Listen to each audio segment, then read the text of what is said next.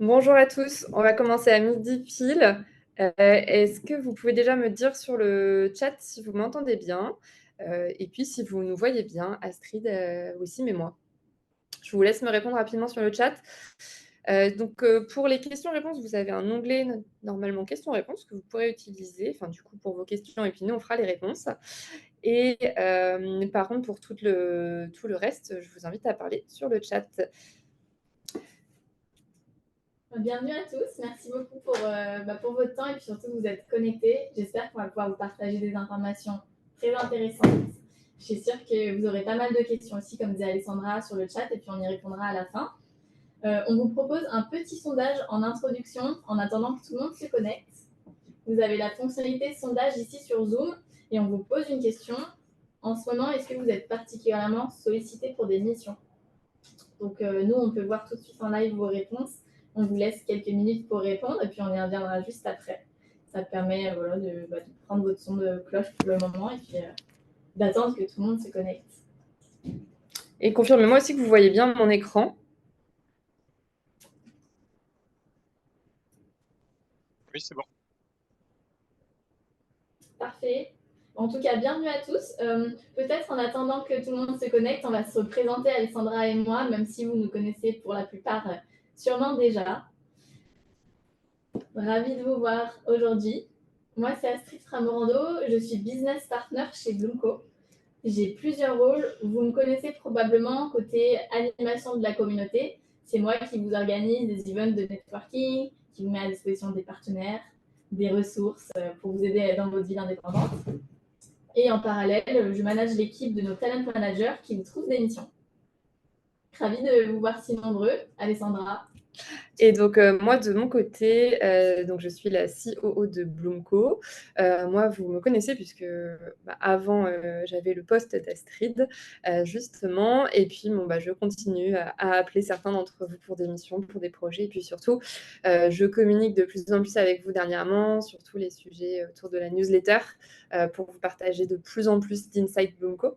Et donc, c'était le sujet de ce premier webinaire. On s'est rendu compte, en fait, que ce qui vous a intéressé beaucoup dans les newsletters, quand on vous avait au téléphone, les questions que vous posiez, c'était autour du marché, c'était autour de Bloomco, comment est-ce qu'on sent le marché en ce moment. C'est vrai qu'on a une position assez privilégiée. Donc, on s'est dit qu'on allait organiser un webinaire. Et puis, vu le nombre d'inscrits, on était à plus de 150 inscrits, il me semble. Et puis, le nombre de participants, c'est que ça fonctionne plutôt bien. L'idée, ce sera de réitérer tous les trimestres si c'est un succès. Mais ça, ce sera à vous de nous le dire en fin de webinaire. Donc, je vous invite à répondre effectivement au sondage, comme ça pourra nous servir après sur la suite du webinaire. Et sinon, Astrid, je te laisse présenter un petit peu le programme du webinaire. Ouais, comme disait Alessandra, on a accès à différentes informations de marché et c'est l'occasion de vous présenter tout ça. Pour rappel, du coup, l'idée, c'est qu'en 30 minutes, on vous donne dans les grandes lignes ce que nous, on a observé là en cette rentrée. 3 temps forts, quelques actus côté Bloomco, parce que je sais que vous nous posez souvent la question où on en est nous de notre côté. Donc, quelques actus. Ensuite, des chiffres assez importants, clés que va vous montrer Alessandra. Et puis, pour ceux qui ont un petit peu de temps pour rester après, un wrap-up. Et puis, ce sera surtout le moment questions-réponses. On va pouvoir modérer vos questions tout au long du webinaire. Et on y reviendra sur certaines d'entre elles si ça vous va. Et donc, je précise que le webinaire est enregistré. Vous aurez accès au replay. Ce sera un replay qui sera accessible uniquement aux personnes qui sont inscrites. Et n'hésitez pas, donc, comme je vous le disais tout à l'heure, à poser vos questions. Donc, vous pouvez poser les questions sur l'onglet questions-réponses. Et vous pouvez également communiquer dans le chat si vous avez d'autres questions. Je précise aussi qu'on ne pourra pas répondre à toutes les questions parce que j'espère qu'il va y en avoir beaucoup. Donc, on va vraiment essayer de se focaliser sur les questions qui concerne ce webinaire et sur le programme qui a été annoncé. Évidemment, on reste tous joignables et accessibles si vous avez des questions auxquelles on n'aura pas eu le temps de répondre. Et voilà, on va commencer. Astrid, je te laisse démarrer. Quelques actualités du coup par rapport à Bloomco. Alors j'imagine que la grande majorité d'entre nous, vous connaissez déjà ça par cœur, vous nous connaissez bien. D'autres personnes qui nous découvrent. Donc c'est l'occasion de vous donner quelques chiffres. Bloomco, on existe depuis 2017 et aujourd'hui c'est une communauté de presque 3000 consultants indépendants. Donc première chose déjà, merci pour votre confiance. Merci pour les nombreuses collaborations qu'on a eues ensemble.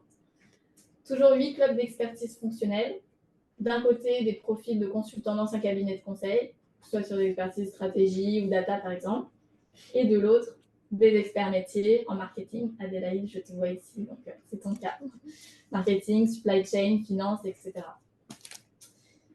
Plus de 300 projets clients accompagnés l'année dernière.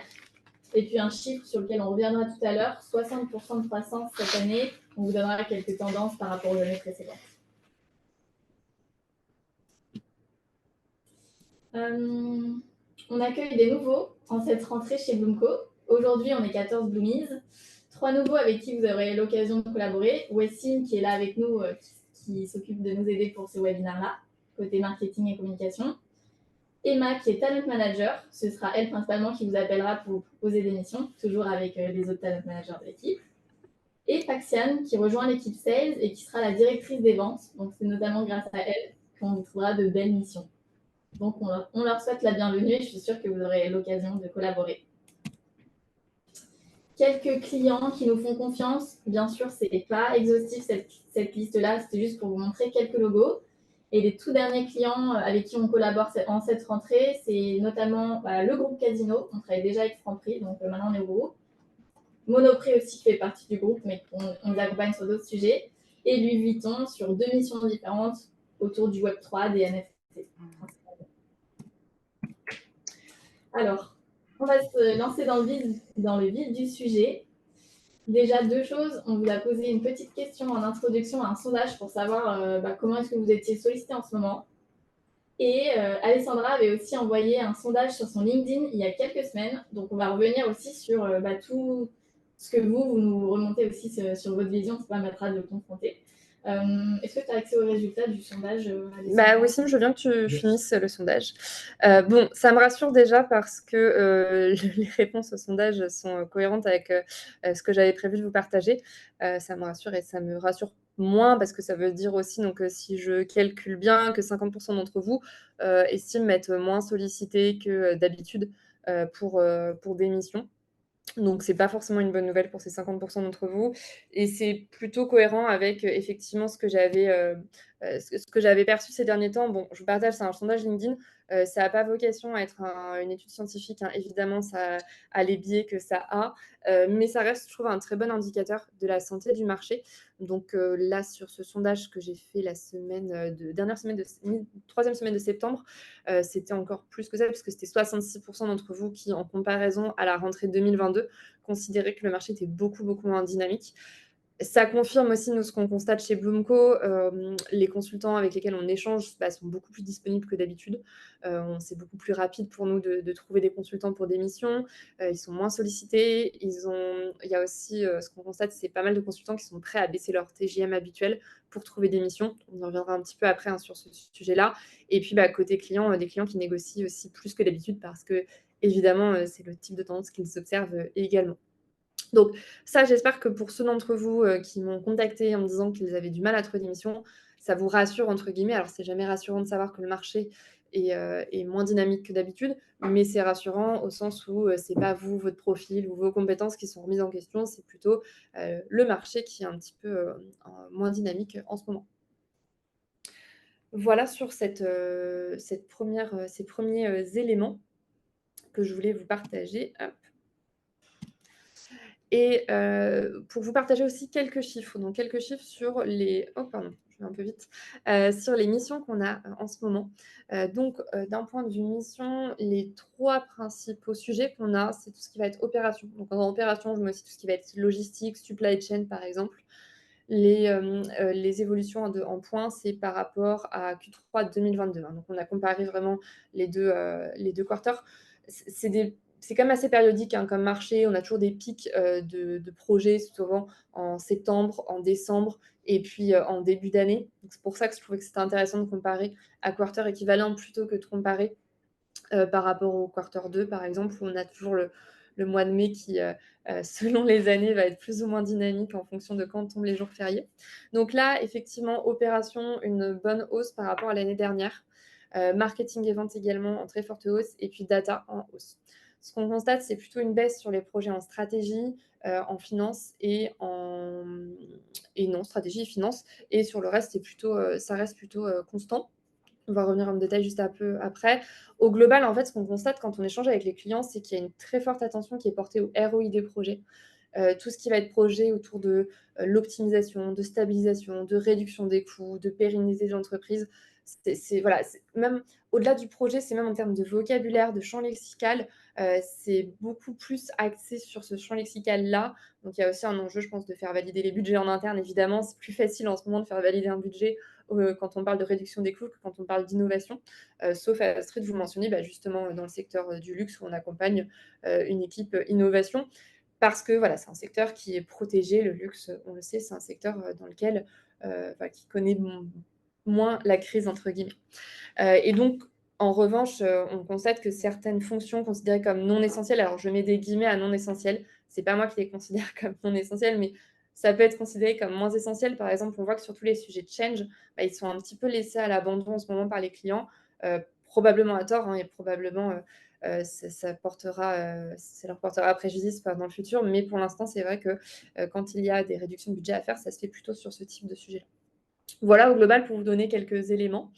Et si on fait un focus du coup expertise, par expertise, alors je ne vais pas tout, passer en revue, mais sur les expertises qu'on constate, étant en principale évolution. Donc je vous parlais des opérations, on a une très forte augmentation des projets, d'opérations dans le luxe et la grande distribution. Sur bon, bah, tout ce qui va être migration de RP, il y a aussi, l'enjeu, bah, de passage, dans le cloud, de SAP et de passer sur S/4HANA qui, bon, bah, forcément impacte toutes les entreprises qui sont sur SAP. On a beaucoup de demandes aussi sur des profils de chefs de projet supply, tout ce qui va être entrepôt, logistique, automatisation, digitalisation aussi. Marketing et vente, donc qu'est-ce que je mets dans marketing et vente? Beaucoup de sujets autour de l'expérience client, de la stratégie CRM, de marketing effectiveness. Donc là, c'est plutôt des profils marketing qui ont aussi une, composante data dans leur parcours.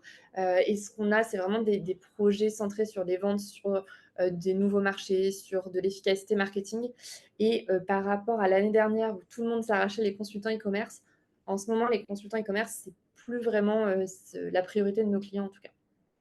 Data, moi, ce qu'on constate, c'est qu'on contrairement à d'autres programmes de transformation digitale, innovation ou financière, les programmes de transformation data se maintiennent, en fait, et sont vraiment, jugés comme essentiels, en tout cas, peut-être prioritaire, ce serait le meilleur mot, que essentiel, par rapport à d'autres programmes de transformation. Donc on continue alors à travailler avec des PO en data, des experts big data, des master data managers, par exemple. Et sur les expertises qui ont, fortement baissé, ce quarter et puis même cette année, hein, d'ailleurs, sur quarter 2, c'était déjà le cas, c'est finance. Je vous en parlais en début d'année, on a eu un pic, sur fin 2022, début 2023, des projets de transformation financière, notamment de digitalisation, des directions financières. Et en fait, bah, là, en ce moment, on constate qu'il y a une très, très forte baisse de ces projets, hein, parce que moins 10 points par rapport à l'année dernière.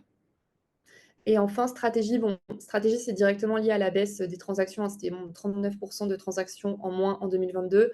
Donc forcément, ça se répercute sur 2023 avec, moins de PMI, moins de carve-out et cetera. En revanche, ce qu'on constate là sur octobre, c'est une, bonne reprise sur tous les sujets de due diligence. Donc bon, bah, du coup, forcément, hein, ça va s'impacter positivement dans les prochains mois pour les missions en stratégie. Voilà sur ça, encore une fois, n'hésitez pas à poser vos questions, sur le chat, et puis on y reviendra, juste après, sur la partie plutôt, questions-réponses, à la fin. Et sur le volet opération, c'est aussi ce qu'on constate de mon côté équipe communauté, un marché tendu, peu de profils et difficile à staffer. Donc ça fait aussi point avec ce que disait Alessandra. Et du coup, Alessandra, là, tu nous parlais des expertises. Qu'en est-il de la durée des missions? Qu'est-ce qu'on constate, nous, chez Bloomco? Effectivement, c'est un super indicateur. On a regardé sur, dans quelle mesure nos clients sont partants pour s'engager sur des durées de mission. Et ce qu'on constate, en fait, c'est que là, sur août-septembre, il y a une vraie baisse de notre enfin, j'ai calculé, hein, tout simplement la durée moyenne des devis, consignés, que ce soit en, période initiale ou au renouvellement, et on a une très forte baisse. Donc là, encore une fois, c'est des chiffres sur 2023. Donc on constate que sur, mai, juin, juillet, globalement, les clients s'engageaient sur des missions de, 60 jours, hein, ça fait 3 mois, globalement à temps plein. Et là, on est plutôt sur du 1 mois et demi. Donc c'est un très bon indicateur, parce que ça veut dire que les clients, ils sont prudents. On a aussi l'effet, on pourrait se dire, on a aussi l'effet fin d'année où les clients, ne veulent pas s'engager au-delà de 2023. mais en même temps, 1 mois et demi, ça ne nous amène pas à descendre. Donc là, c'est un vrai indicateur de la frilosité de certains clients, parce que ça leur permet en fait aussi de réajuster fréquemment le recours à des prestations externes. Voilà sur cet indicateur. Et puis, autre indicateur aussi, c'est le délai de closing des deals. Donc concrètement, closing des deals, c'est entre le moment où le client nous partage un de ses besoins et le moment où on signe. Et on voit un très fort allongement. Alors bien sûr, il y a la période estivale à prendre en compte, même si on voit que déjà, sur début d'année, on était plutôt à 15 ou 14 jours en moyenne de délai de closing, donc ça peut aller très vite. Et on voit que dès juillet, et en juillet, on n'a quand même pas autant de clients en vacances que ça, où il y a toujours au moins des backups pour pouvoir closer les deals. On avait déjà un allongement. Août, je ne vous ai pas mis les chiffres parce qu'effectivement, ce n'est pas du tout significatif. Tout le monde est en vacances, nous les premiers. Et sur septembre, et je regardais justement avec Astrid, on se posait la question, est-ce que septembre, c'est lié à août? Oui, en partie. On a effectivement des clients qui sont partis en vacances à un moment, et donc ça tire à la hausse les chiffres. Mais même, en fait, quand on enlève un peu les cas particuliers, sur des deals qui sont entrés chez Bloomco fin août, au retour des vacances des clients, et ça a mis beaucoup plus de temps que d'habitude à se closer. Donc, pas surprenant, ok, c'est lié aux vacances, mais c'est aussi lié à des prises de décision un peu plus longues. Et on a aussi et donc un maintien en septembre. Et puis même là, sur octobre, on continue à le voir. Les clients sont toujours, encore une fois, un petit peu frileux à s'engager. Voilà sur ces chiffres que je voulais vous partager. Ok. Nous, ce qu'on remarque aussi côté communauté, c'est qu'il y a de plus en plus de consultants qui veulent quitter l'Île-de-France et qui cherchent des missions 100% remote. C'est une question qu'on nous pose souvent. Alessandra, est-ce que tu peux nous en dire un petit peu plus sur les derniers projets et le télétravail? Oui, effectivement, ça, c'est un cas qu'on a. Bon, il y a un peu souvent ce cliché du freelance nomade qui peut bosser de où il veut. Clairement, c'est un cliché, en tout cas, c'est pas le type de mission sur lequel on travaille. C'est pas des missions de conseil, en fait, qu'on peut faire en 100% télétravail. Alors, il y en a, mais peu. Donc là, je vous ai partagé la part de télétravail dans les missions Bloomco en septembre 2023. Et on constate quand même qu'on a 22% de nos missions dans lesquelles les clients demandent 0 télétravail. Vraiment, mais c'est vraiment 0. C'est-à-dire qu'en entretien, le client va demander « Est-ce que vous êtes OK pour être 5 jours par semaine au bureau ?» Et c'est vraiment un deal breaker si ce n'est pas le cas. On a quelques missions à 100% télétravail, 11%, ça reste faible. Et la majorité des missions, c'est quand même 0 télétravail ou 1 à 2 jours de télétravail. Donc ça, c'est un vrai revirement, un vrai retour en arrière. On a toujours eu des clients qui étaient un peu des entreprises traditionnelles qui étaient réticentes au télétravail et qui s'y étaient mises à cause du Covid et qui du coup revenaient progressivement en arrière. Mais là, on voit vraiment, même sur des entreprises qui traditionnellement étaient plutôt justement digitalisées, très ouvertes au télétravail, très flexibles, on voit un vrai retour en arrière pour les externes. Bon, c'est aussi le lien qu'on peut... C'est assez logique. Je pense qu'il y a plusieurs éléments. Ça peut être aussi le fait que quand dans une période de réduction budgétaire, où on fait attention aussi aux dépenses de prestations externes, finalement, c'est plus facile de justifier qu'on engage un budget sur un projet si le consultant il est au bureau et qu'on peut physiquement le voir. Je pense qu'il y a un petit effet comme ça. Il y a aussi clairement un effet qui est que si on demande à des salariés de revenir au bureau, on va demander aussi aux externes.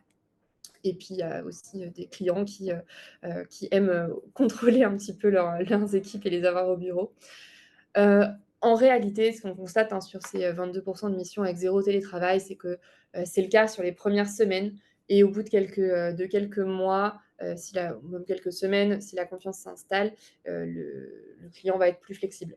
En fait, c'est aussi lié au fait qu'il y a beaucoup de clients qui se sont retrouvés avec des consultants qui, en fait, n'habitaient pas en Île-de-France. Alors, je vous dis Île-de-France parce que c'est la majorité de nos missions, mais n'habitaient pas à côté du lieu de la mission et donc n'étaient pas flexibles pour venir au bureau pour un événement, en tout cas où c'était compliqué. Et donc, en fait, ils ne veulent plus de ça. Et vu qu'il y a de plus en plus, comme disait Astrid, de consultants qui partent, c'est un vrai critère pour eux d'avoir quelqu'un qui habite pas loin de là où se passe la mission. Voilà sur ça. C'est bon du coup pour moi et je pense qu'on a plutôt bien tenu le timing. Il y a un point intéressant de Damien Les budgets management de transition sont parfois gérés en direct par les managers et non par les RH. Est-ce que tu veux réagir, Alexandra? Alors, Quelqu'un a allumé son micro? ouais, pensez à couper vos micros. Sur le point de Damien, est-ce que tu... Oui, je regarde. Du coup, c'est dans les questions ou c'est dans C'est dans le chat. dans les chats? En gros, budget de management de transition, c'est souvent géré en direct avec les métiers Ah, et pas forcément par les RH. et du coup, c'était quoi la question Bah, exactement? c'est une remarque. Ah, Et ok. Je t'avoue que j'ai pas de réflexion. ouais. Je pense que en effet, on a aussi la chance de pouvoir travailler directement avec les D'accord, ok. métiers. Oui, on travaille directement avec les métiers quand ils ont besoin de consultants, de freelance, de ressources en plus, que ce soit management de transition ou des experts. En effet, pas besoin de passer par les RH et souvent pas besoin non plus de passer par les achats. Enfin, dans un deuxième temps, c'est aussi beaucoup plus simple de trouver des missions par ce canal-là plutôt que par le canal officiel RH. Effectivement, pardon, j'avais pas du tout compris le sens de la question, j'étais encore sur mes slides. Et oui, c'est vrai qu'on passe assez peu par les RH finalement. Est-ce que, bah, du coup, non, il me restait une dernière slide, effectivement, je vous en ai parlé. Peut-être nos conseils pour les prochains mois, après vous avoir donné quelques éléments un peu négatifs, on va dire. Bon, ça reste, et puis je le voyais dans le chat aussi, certains qui disaient oui, on nous parle tous les ans de restrictions budgétaires, etc. Là, moi, ce que je vous recommande, c'est de vraiment centrer votre discours et votre expertise en identifiant les secteurs les moins impactés. Par exemple, le luxe. Alors, quand on est expert en énergie ou en industrie lourde, c'est compliqué, je le sais. Je sais bien que ces conseils ne pourront pas s'appliquer à tout le monde, mais dans la mesure du possible, ça peut être des entreprises à cibler ou à prioriser. Adaptez aussi la présentation de votre expertise, selon, que ce soit sur votre CV ou bien en entretien. Parler d'optimisation, d'efficacité, de rentabilité, plutôt que innovation, disruption ou change, qui pouvait être, du vocabulaire très apprécié par les clients les années précédentes, mais où là, c'est moins le cas. Adaptez aussi vos critères de recherche, la localisation, le télétravail, on en a parlé. On ne peut pas être aussi exigeant en ce moment sur le télétravail que vous avez pu l'être il y a quelques années. Alors voilà, je dis ça, après c'est vous qui voyez, mais c'est juste, ayez-le en tête pour votre recherche de mission. Peut-être aussi adapter vos critères de recherche et votre exigence sur l'intérêt de la mission et bah, pourquoi pas sur le taux journalier aussi, même si c'est évidemment toujours compliqué de baisser trop, son taux journalier, heu, ça peut quand même être, une réflexion à mener de votre côté. Et puis surtout anticiper les prochaines crises. Bon, bah, évidemment financièrement, il y a des enjeux de trésorerie, heu, j'espère que vous gérez tous votre trésorerie et que vous avez une bonne visibilité. Diversifiez aussi votre connaissance sectorielle. Encore une fois, si on n'est pas, dépendant d'un seul secteur, c'est quand même mieux d'un point de vue, résilience. Et puis formez-vous sur des compétences, en tension, sur des compétences qui sont demandées. Je vous parle souvent de la data. Ça pourra faire potentiellement, si ça vous intéresse, l'objet d'un webinar. Ça ne veut pas dire que vous devez devenir expert en data, mais ça veut dire, qu'on l'a vu, hein, les missions en data, elles augmentent. Je vous parlais de missions en marketing, mais qui sont très liées à la data aussi. En fait, la data impacte toutes les sphères et tous les métiers. Et donc, concrètement, que vous soyez consultant en finance, en supply ou en marketing, vous allez être confronté à des sujets data et ça peut être intéressant d'ajouter cette corde, à votre arc. Voilà sur mes conseils. Sur les prochains mois, je vous rappelle aussi que vous avez accès, en tout cas si vous êtes consultant Bloomco et que vous avez validé votre candidature, vous avez accès à un espace, la Bloomco Academy, pardon, avec des ressources, des partenaires, justement des recommandations pour des formations, en data. Donc ça, on pourra vous renvoyer le lien. Il me semble, Pauline, que tu étais dans le chat. Peut-être tu peux renvoyer le lien, pour, les consultants.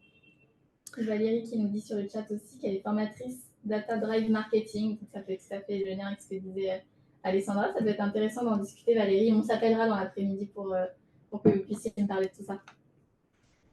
Ce que je vous propose avant de passer sur vos questions, voilà, comment est-ce qu'on va se projeter ensemble? 4 grands moyens de collaborer. Dès que vous êtes disponible, comme d'habitude, vous nous faites un petit mail pour nous tenir au courant, soit Alessandra, soit moi, soit Pauline. Je suis sûre que vous avez les coordonnées d'au moins l'une de nous trois. Et puis dès qu'on a des missions qui correspondent, on vous appellera directement. Donc j'ai vu quelques questions qu'on m'a posées sur le chat et en privé. Pourquoi est-ce que moi, j'ai pas été appelée? Pourquoi est-ce que sur les 8% en opération, vous m'avez pas contacté? Comment est-ce que vous faites le matching? Donc déjà, pour répondre à cette question-là, Nous, on n'envoie pas de mailing. On ne fait pas des mails à une centaine ou 200 personnes. En gros, on sélectionne vraiment les bons profils qui correspondent parce qu'on a échangé avec vous par téléphone, qu'on a fait une demi-heure d'entretien, qu'on a votre CV, qu'on a analysé toutes vos compétences. Donc, il faut retenir, c'est qu'on ne va pas vous proposer tout et n'importe quoi. On ne va pas faire des mailings en masse. Par contre, on va vraiment sélectionner selon vos compétences, vos appétences, votre localisation et votre TJ pour que ça matche vraiment de votre côté.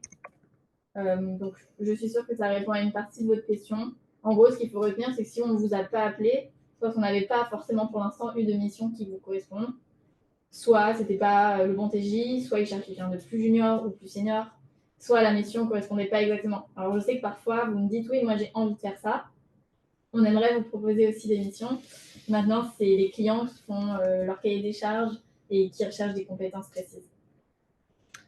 Je voyais une autre question aussi de Christine qui était intéressante, qui disait que en fait, il y a aussi un aspect que je n'ai pas mentionné, qui est que le nombre de freelances augmente dans le monde. Et c'est vrai, on l'a vu, notamment, je vous parlais là des missions en stratégie, où on a une baisse des missions en stratégie, alors qu'on a une augmentation du nombre de consultants en stratégie.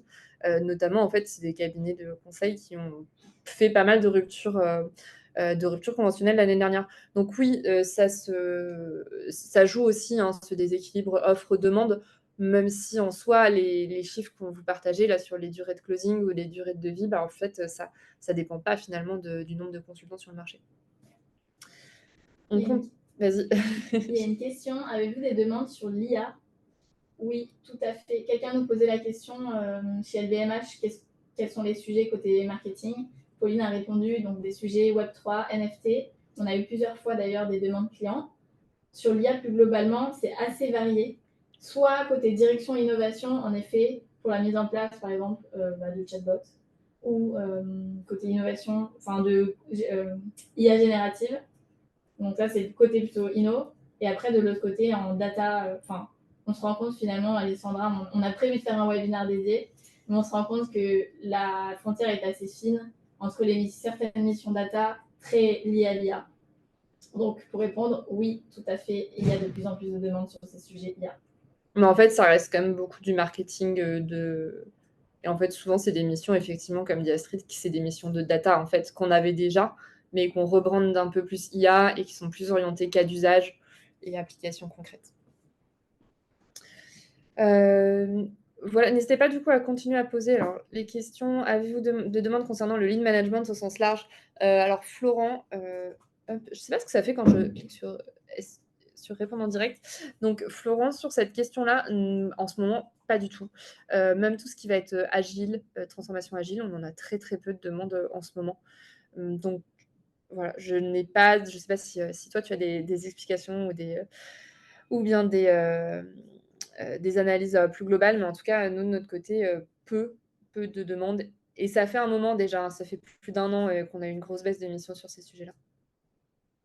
Une autre question, j'ai vu que Pauline, tu as répondu quid de l'expertise management orga. On me pose souvent la question.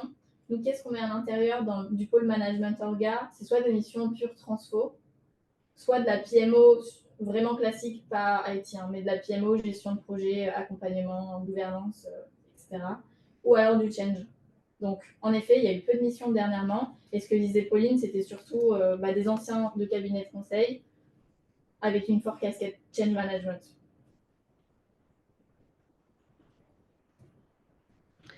Est-ce que vous avez d'autres questions? Est-ce qu'il y a des questions que vous avez posées et qu'on n'a pas, qui sont un peu passées à la trappe éventuellement? Sébastien, tu posais la question côté data, les projets principaux lancés par les clients. Ce que disait Pauline, c'est très large. Soit du PO data, soit du web analytics. Pas mal de sujets MDM, Master Data Management, Data Steward et de l'IA, on en a parlé tout à l'heure. On a beaucoup de clients qui sont assez peu matures en sujet data et qui en fait lancent des équipes data aussi de zéro et qui ont besoin en fait d'une équipe complète, hein, entre le Head of Data, le Data Steward, le PO, les Data Analysts, Data Scientists. Donc chez Bloomco, on est vraiment sur la partie consultant, on n'a pas de profil 100% technique.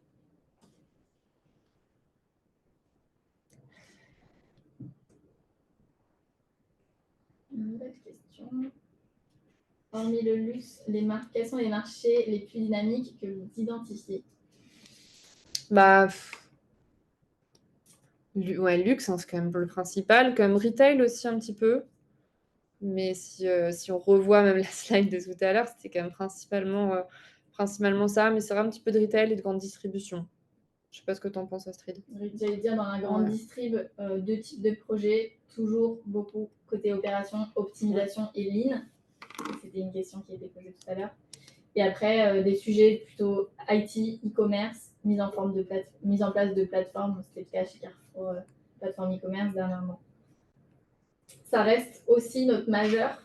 Hein. C'est, on va dire, 70 à 80% de nos clients. Donc, je ne voudrais pas donner un avis biaisé, mais en tout cas, les missions sont assez variées dans ce secteur-là. Mais en même temps, c'est aussi parce qu'il y a beaucoup d'opportunités qu'on s'est beaucoup focalisé sur ce secteur. Donc, c'est les deux sont liés. J'espère que ça répond à ta question. N'hésitez pas à reposer la question si on n'a pas bien répondu. Et je voyais tout à l'heure, Pauline a répondu dans le chat, mais déjà, est-ce que ça ne viendrait pas d'une volonté de la part des consultants de revenir au bureau sans abandonner le remote et du coup les missions qui s'adaptent à cette volonté par rapport, j'imagine, au taux de télétravail? En fait, je ne suis pas sûre parce qu'on a quand même beaucoup de consultants, comme disait Astrid, qui veulent vraiment partir de Paris ou qui veulent, alors sans être sur 100% remote, qui sont prêts à venir une ou deux fois au bureau en fait. Et pour beaucoup de consultants, ça les empêche d'accepter des missions.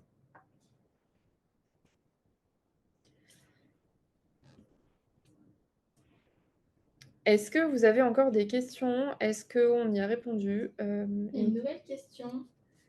Pensez-vous qu'il y ait toujours un vrai intérêt des jeunes, plus ou moins jeunes, à se lancer en indépendant dans un contexte instable, voire de crise à venir? Ah, bah Astrid, tu pourras peut-être y répondre. Oui, très très intéressant comme point. Et pour vous répondre, on voit de plus en plus de candidats jeunes diplômés qui se lancent en freelance. Quand je dis jeunes diplômés, c'est-à-dire qu'ils n'ont même pas fait un CDI dans un cabinet de conseil ou en entreprise. Donc, j'ai vu qu'il y avait un autre point par rapport à l'évolution du marché, les grandes tendances, notamment aux États-Unis et ce qui arrive en France. Pour répondre à ce participant anonyme, ça attire autant les jeunes que les moins jeunes et même les jeunes diplômés. Nous, pour l'instant, on ne va pas proposer à nos clients de profils très très juniors, forcément au moins 3 ans d'expérience. En tout cas, oui, le freelancing attire malgré l'instabilité, pour l'instant en tout cas. Ok, et donc nouvelle question de Martin, freelance depuis septembre, est-ce que la tendance que vous observez est court terme ou est-ce que ça fait plusieurs années que le nombre de demandes baisse? Comment la demande a fluctué depuis 5 ans? Non, effectivement, et c'est pour ça aussi qu'on a voulu lancer maintenant le Bloomco Insight.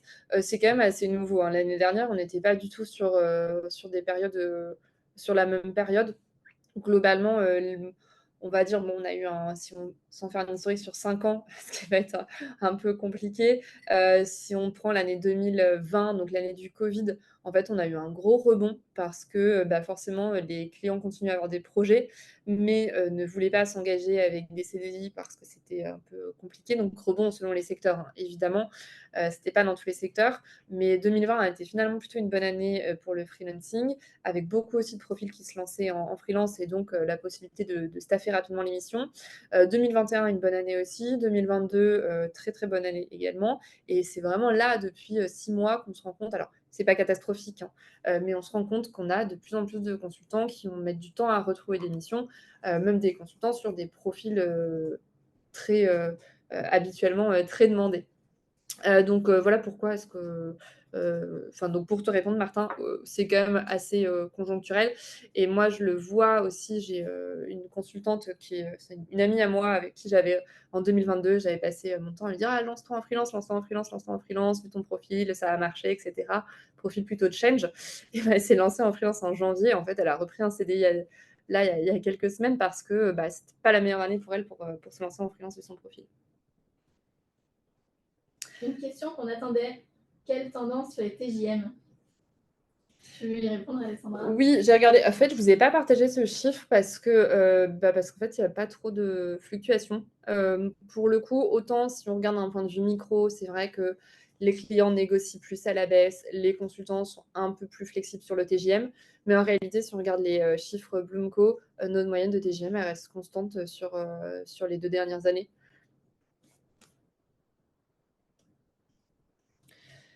Question de question de Corentin. Est-ce qu'on est présent dans les secteurs pharma et énergie dont les fondamentaux restent solides en ce moment? Pharma, oui, effectivement. Énergie aussi. Oui, oui.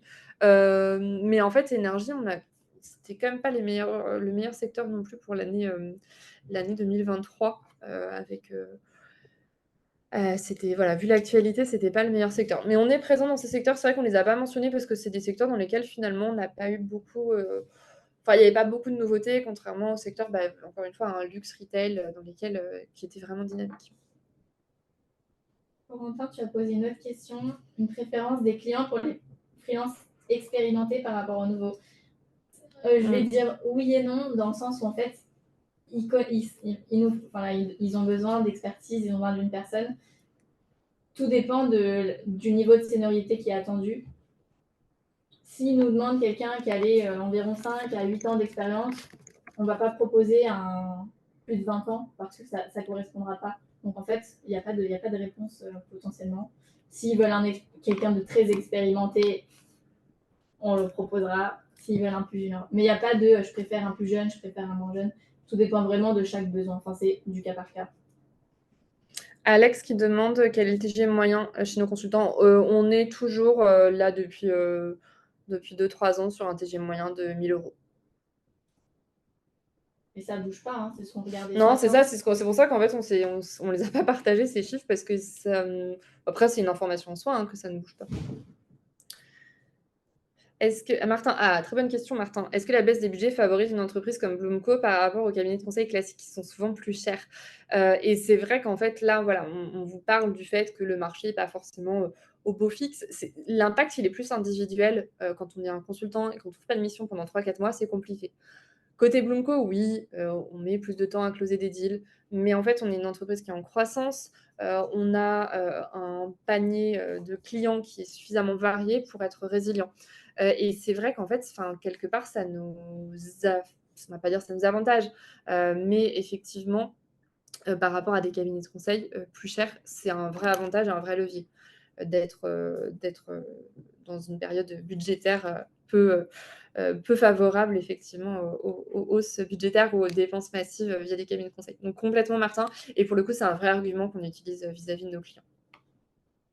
Une question de Clara sur le chat. Selon vous, quelles sont les raisons de baisse de mission en ce moment? Les budgets en sont une raison, mais quand on a des outils obsolètes ou des changements légaux qui imposent une transformation, on peut les reporter quand même de pas beaucoup.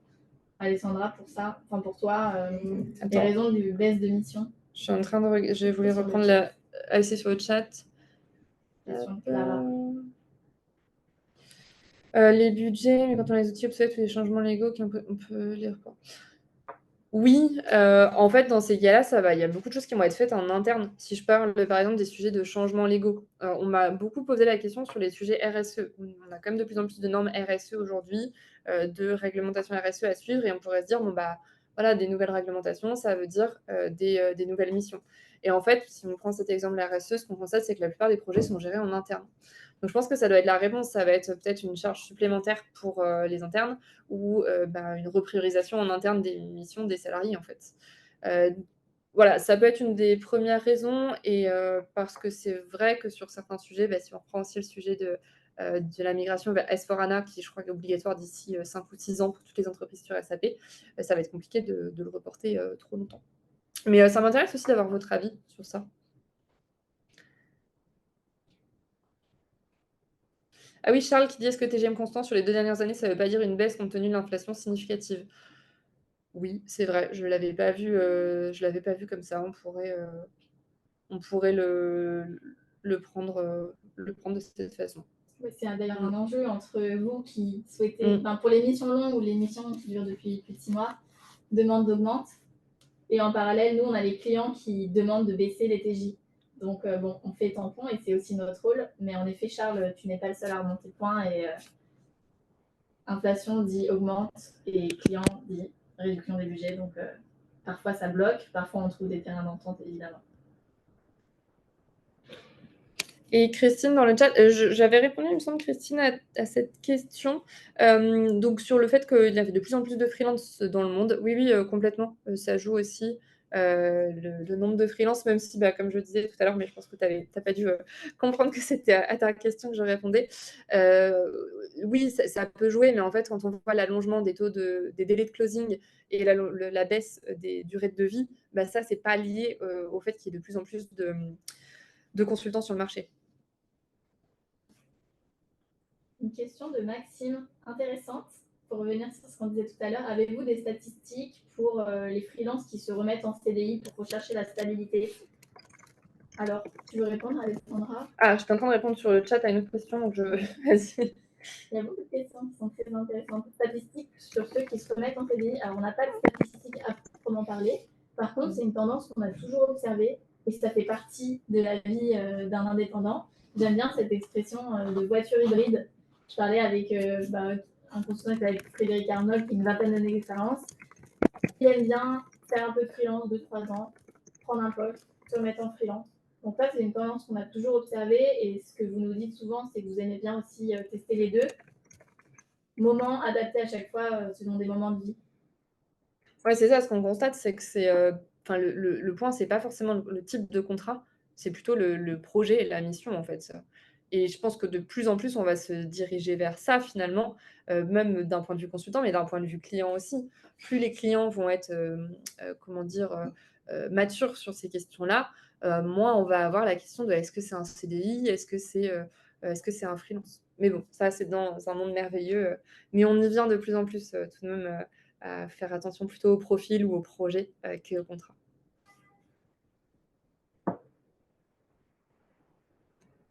Est-ce que vous avez d'autres questions, Chantal, par rapport au portage salarial? Sur les freelances qui se lancent, le ratio création de sa structure versus portage salarial est-il stable? Alors là, je n'aurais aucune idée. Je ne sais pas, Astrid, si toi, tu le vois de ton côté. Yassir, j'ai vu que tu étais sur le chat. Peut-être que toi, tu verras un peu plus, vu que c'est toi qui t'occupes des consultants. Mais franchement, je ne sais pas dire. Parce que c'est vrai que c'est un bon indicateur, mais ça, on pourrait le demander à nos partenaires en portage salarial. C'est un bon indicateur aussi de savoir si les consultants sont un peu confiants ou pas, d'ailleurs. Astrid, non, tu n'as pas d'éléments de réponse? Pas plus que ce que tu as dit. D'accord. Désolée, Chantal. On n'a pas réponse à tout. Ah bah Pierre qui dit dans le chat, Pierre, c'est Pierre Béranger. Hein, CEO de Blumco. oui, ok. Du coup, bah, n'hésitez pas si vous avez encore des questions. Et sinon, je vous propose qu'on conclue avec un dernier sondage. Prendre un peu le pouls Ouais. et se projeter. Bon, je vous laisse répondre.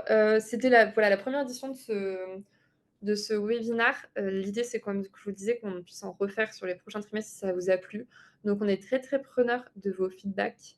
On vous enverra de toute façon un petit sondage pour nous dire ce que vous en avez pensé. Et voilà. Je ne sais pas, Astrid, si tu avais autre chose à ajouter, mais sinon, on est plutôt pas mal niveau timing. J'espère qu'on a répondu à toutes vos questions. Évidemment, Alessandra, Pauline et moi, on se tient à votre disposition par mail. Si vous avez besoin d'échanger, si vous avez d'autres points en particulier qu'on n'aurait pas abordés.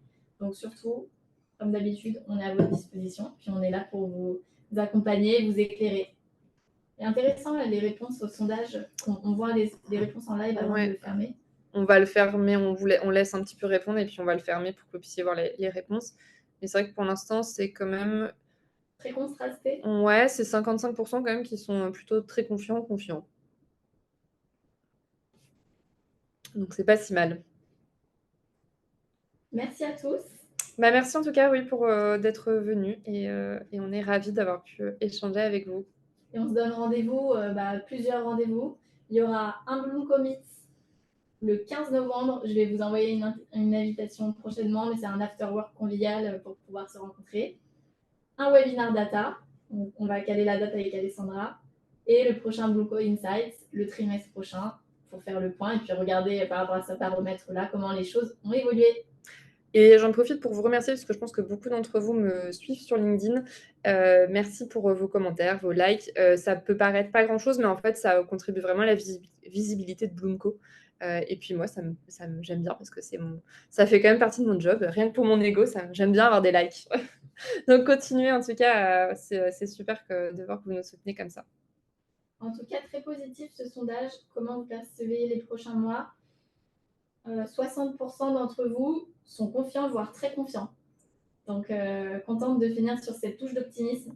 On espère aussi que ça sera comme ça l'année prochaine. Et puis, au vu de l'évolution des prochains mois, on aura vite une réponse, je pense. Hop, je mets fin au sondage. Hop, parfait.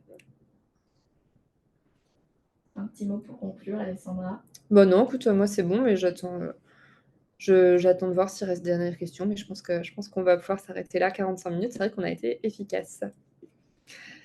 Eh bien, je vous propose qu'on s'arrête là. Merci encore et puis on reste disponible si vous avez besoin. À bientôt! Au revoir.